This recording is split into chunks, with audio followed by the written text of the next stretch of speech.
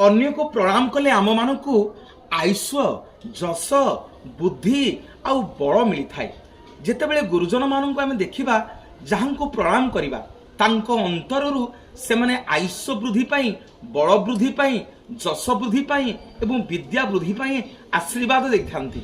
छोटिया उदाहरण के देवी मार्कंड महामुनि जी सप्त कल्पजीवी जी जन्म होला बेले शंकर भगवान तांको 12 वर्ष मात्र आयुष देइथिले किंतु सनकादि ऋषि माने बतई देले कहले आजि ठारू तमे जेते साधु संत गुरुजन जहां को देखिबो तमे प्रणाम करिवो। सेई दिन ठारू सप्तकल्पजीवी मार्कंड महामुनि समस्त को प्रणाम करने आरंभ कले। समस्ते जानत अजाणत किए आयुष्मान भव किए बुद्धिमान भव किए जसमान भव किए बलमान भव एमती समस्ते आशीर्वाद करी चलिले। एमती प्रणाम करी मार्कंड